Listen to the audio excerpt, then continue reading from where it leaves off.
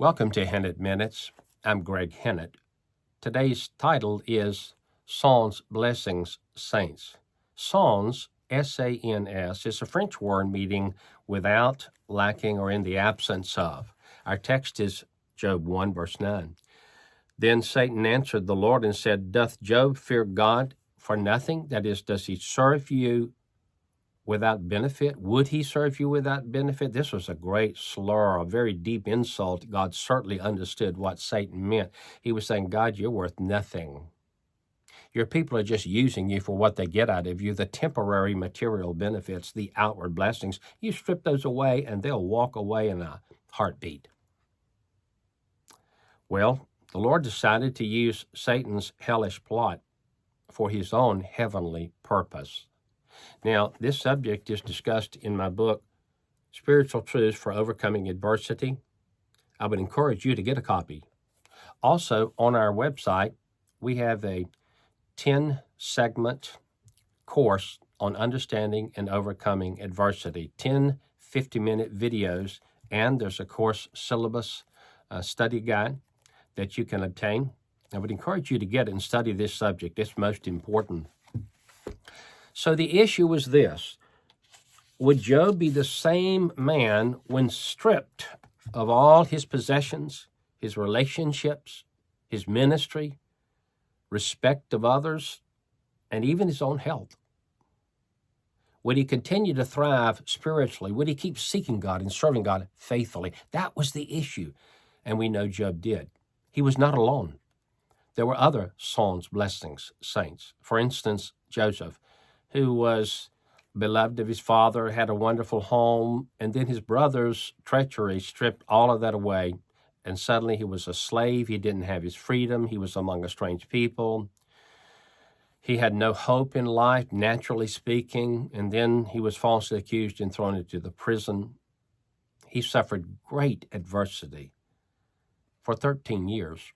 Moses was in line to be the great Pharaoh of Egypt, the leader of the world, and he had immense wealth. And all of this was on the line when God called him.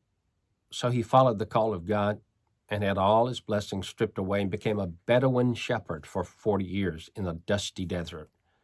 Then John, the apostle, he was beloved of Christ. He was a very influential minister throughout Asia Minor and the Mediterranean world, well known, had a wide ministry.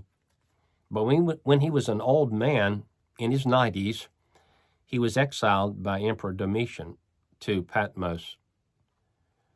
And this probably lasted about 1.5 to 2 years because Domitian died in AD 96. We believe that John wrote the Revelation in AD 95. David also was beloved. He was a national hero. He was the son-in-law to the king, and then because of Saul's envy and treachery, David had everything stripped away. His position, his honor in the nation, because he was slandered by Saul. His wife, Michal, whom he loved, everything was taken from him, and his high position as the leader of Israel's armies. All of these served God for himself when all their blessings were stripped away for a season. Well, our seasons of testing also come to an end, as theirs did. Joseph's after 13 years, Moses after 40 years, John the Apostle's probably after about 2 years, and David's about 10 years. And here's something that's very ironic, almost paradoxical. God reserves his greatest blessings for those who serve him, sans blessings. Friend, have you had something stripped away? A relationship that was dear to you? Spouse? Children? Money? Have you had a financial failure? Your ministry, has it seemed to be diminished or even ruined? Well, Satan is challenging God over your life. Job and these others, Joseph, Moses, John, and David, all honored God. And they proved in their own lives for all time and eternity to heaven and hell that God was enough. The inner blessings were enough. You see, David wrote the Psalms out of his experience in the wilderness during these years when he was a sown blessing saint. He learned to love God for himself. He found out that God is enough. The inner blessings can sustain you. The peace of God that passes understanding is better than any outward blessing. To know God is better than having anyone's approval. The fellowship with God is sweeter than fellowship with any other person, should it be taken away. And having the satisfaction of knowing God and serving Him faithfully is sweeter than anything this world can offer. So if God is testing you, let me encourage you today, look up, turn to God. Don't let Satan's hellish plot succeed in your life. Be determined to disprove him and prove God, that God is worthy to be loved for himself.